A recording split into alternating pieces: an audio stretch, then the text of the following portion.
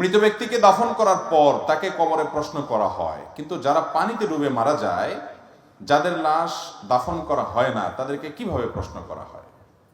মাশাআল্লাহ, দরকারি প্রশ্ন। আল্লাহ রাব্বুল আলামিন কবরের প্রশ্নোত্তরের মুখোমুখি করবেন প্রত্যেকটা মানুষকে।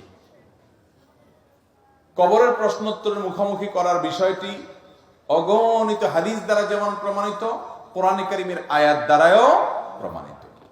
কিছু লোক মুনকারে হাদিস, হাদিস অস্বীকারী নামধারী মুসলমান বের হয়েছে, যারা কবরের আযাব এবং কবরে যে প্রশ্নোত্তর হবে সেগুলোর বিষয়কে অস্বীকার করে। অথচ কোরআনে কারীমে আল্লাহ রাব্বুল আলামিন ফেরাউনের অনুসারীদের সম্পর্কে বলেছেন যে আন-নারু ইউরাদুনা আলাইহা গুদুওয়ান ওয়া আশিয়্যা। ফেরাউন এবং তার অনুসারীদেরকে সকাল বিকাল শাস্তির মুখোমুখি করা হয়, আর কিয়ামতের দিন বলা হবে সবচেয়ে কঠিন শাস্তির মধ্যে তাদেরকে প্রবেশ করাবার জন্য, অর্থাৎ জাহান্নামে দেওয়ার জন্য। তার মানে তার আগে থেকেই তাদের শাস্তি হচ্ছে, এই আয়াত থেকে পরিষ্কারভাবে বোঝা যায়। আর কবরের আযাব বিষয়ে অসংখ্য হাদিস আছে। নবী করিম সাল্লাল্লাহু আলাইহি ওয়াসাল্লাম আল্লাহর কাছে পানাহ চাইতেন, আল্লাহুম্মা ইন্নী আউযুকা মিন আযাবিল কবর, আল্লাহ কবরের আযাব থেকে আমি পানাহ চাই। তাহলে বোঝা গেল কবরের আযাব এটা সুসাব্যস্ত, সুপ্রমাণিত। এখন কথা হলো, যে ব্যক্তিকে বাঘে খেয়ে ফেলেছে, যে ব্যক্তি পানিতে ডুবে মারা গেছে, পচে গলে লাশ মিশে গেছে, যে ব্যক্তি আগুনে পুড়ে ভস্ম এবং ছাই হয়ে গেছে, তার লাশ তো কবরে রাখার সুযোগই হয় নাই। তাহলে তাকে কিভাবে কবরে প্রশ্ন উত্তর করা হয়? এর উত্তর হলো, কবরের জগৎটাকে মূলত বলা হয় বারজাখের জগৎ। আল্লাহ তাআলা কোরআনে কারীমে বলেছেন, ওয়া মিন ওয়ারাইহিম বারযাখুন ইলা ইয়াউমি ইউবআসুন।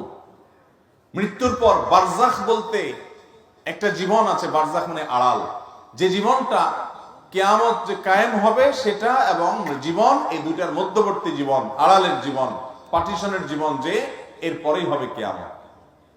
এই বারজাখী জীবন, এখানে মানুষের রূহ যে অবস্থায় থাকে, তার শরীরের ধ্বংসাবশেষ যে অবস্থায় থাকে, ধরেন একজন মানুষ পুড়ে ছাই হয়ে গেছে, একজন মানুষকে বাঘে খেয়ে ফেলেছে, সেখানে বাঘের শরীরের সাথে মিশে গেছে, সে যে অবস্থায় তার শরীর ধ্বংসাবশেষ থাকবে, ওই অবস্থায় ওই জায়গায় রূহ দিয়ে ওখানে আল্লাহ তাআলা কুদরতি ভাবে, অলৌকিক ভাবে, আমাদের দৃশ্যের বাইরে, দৃষ্টির বাইরে আল্লাহ তাআলা তাকে প্রশ্নোত্তরের মুখোমুখি করবেন।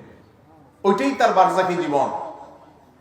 যে কবরস্থ আছে তার কবরটা যেরকম বারজাখী জীবন, আর যে ব্যক্তি পানিতে পুড়ে, পানিতে ডুবে আগুনে পুড়ে বিভিন্ন ভাবে ধ্বংস হয়ে গেছে, শেষ হয়ে গেছে, ওই ব্যক্তিকে ওই অবস্থায় তার ধ্বংসাবশেষটা যেটা আছে ওখানের মধ্যে রূহ দিয়ে, ওখানের মধ্যে প্রশ্নোত্তর, ওখানে আযাব বা শাস্তি সে অনুভব করবে, যেটা পৃথিবীর আমরা সাধারণ মানুষরা কেউ এই জগৎ থেকে সেটা ফিল বা অনুভব করতে পারবো না।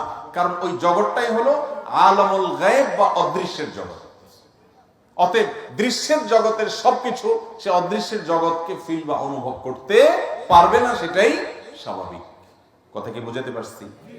অতএব আলামুল গায়ব সম্পর্কে, অদৃশ্যের জগৎ সম্পর্কে আমরা কোরআন এবং হাদিসের আলোকে যেটুকু শুধুমাত্র প্রমাণিত, এটুকু আমরা বলতে পারবো। ওখানে কিভাবে, তার ধরন কিভাবে হয়, ডিটেইল বিস্তারিত বিবরণ আল্লাহ তাআলা একমাত্র ভালো জানেন। কারণ ঈমানের গুরুত্বপূর্ণ একটা পাঠ হলো গায়েবের প্রতি, অদৃশ্যের প্রতি, কোরআন হাদিসে যেগুলো বলা আছে কিন্তু আমরা দেখি না, সেগুলোর প্রতি ঈমান আনা।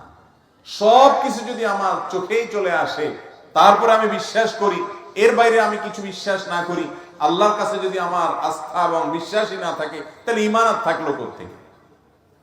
এই জন্য ভাইরা আমার, আলামুল গায়বের বিষয় সেটি হবে, সেটি নিশ্চিত। তার বিস্তারিত বিবরণ একমাত্র ইলম কার কাছে আছে? আল্লাহর কাছে আছে।